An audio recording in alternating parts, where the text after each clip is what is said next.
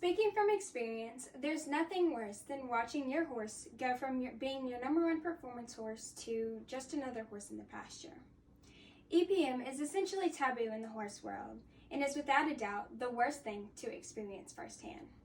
You need to know about EPM so that you or someone that you know will know what to do if they were to experience an unfortunate case of it. Tonight I will talk to you about what causes EPM, the signs or symptoms of EPM, and how to treat EPM. I will begin tonight by telling you about what causes EPM. According to IronGateEquine.com, EPM, or equine protozoal myeloencephalitis, is defined as a neurologic disease in horses caused by infection with the protozoan Sarcocystis neurona, or SN. SN infects horses when they ingest the organism in a contaminated feed or water.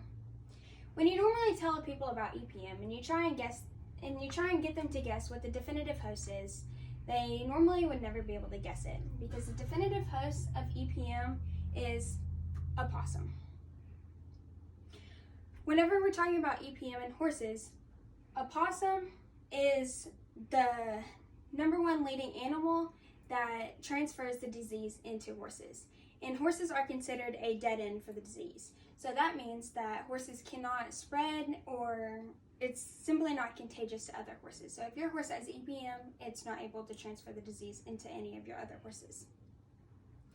Horses begin with EPM by ingesting the disease from a possum. It then moves on to their gastrointestinal tract, into their bloodstream, and then into the nervous system. Now that I have talked to you about what causes EPM, I will now tell you about the signs or symptoms of EPM in horses.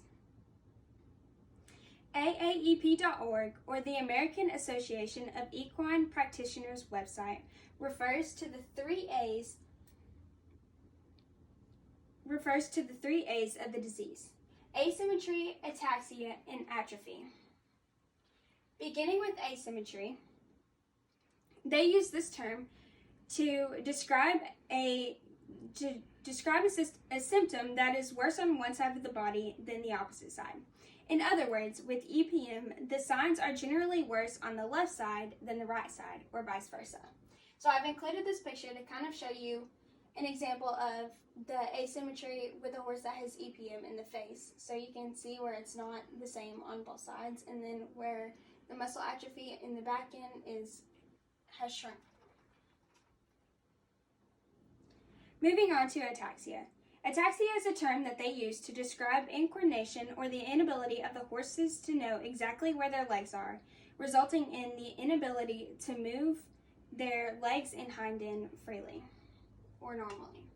So this is a big part of EPM, and it's one of the most noticeable signs of an EPM in horses that carry it.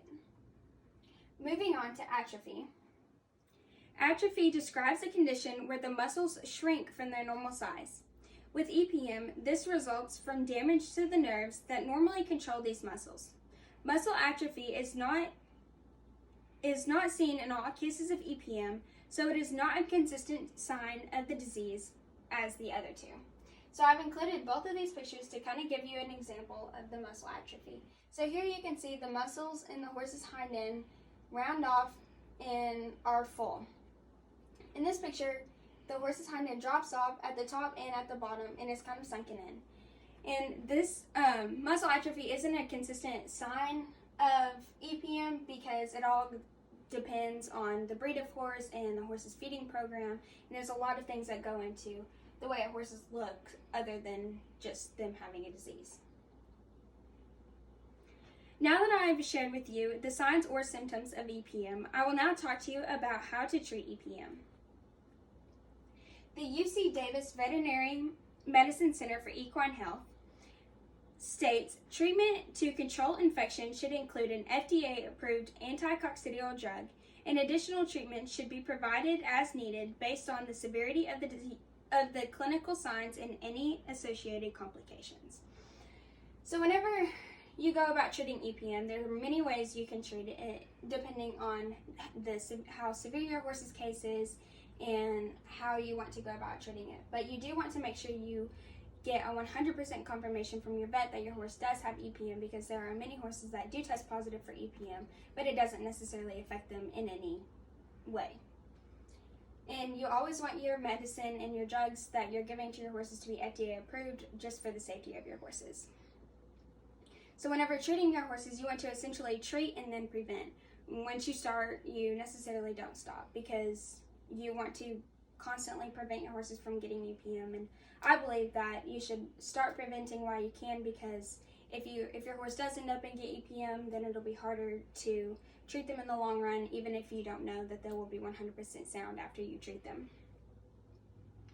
According to thehorse.com, researchers and veterinarians are committed to learning all that they can about the known organisms of EPM, how they affect the horse, and how the horse's body responds, so that they can more accurately diagnose, treat, and perhaps even one day prevent the disease. So this disease has been around for a very long time, and I know that there are a bunch of colleges that research and study this disease every single day to help prevent it and create a 100% cure for it, because I know that it is a very known and a very dangerous disease for horses, especially performance animals, when you have people riding them. In conclusion, preventing horses from Possum's disease is very important. So next time you are driving down the road at night and you accidentally hit a possum, don't feel bad. Tonight I've told you about what causes EPM, the signs or symptoms of EPM, and how to treat EPM. Based on the Kentucky Equine Research website, up to 85% of horses test positive for EPM. So even if you don't have a horse, you most likely know someone who does. So do your part in educating those people about the health and safety of horses.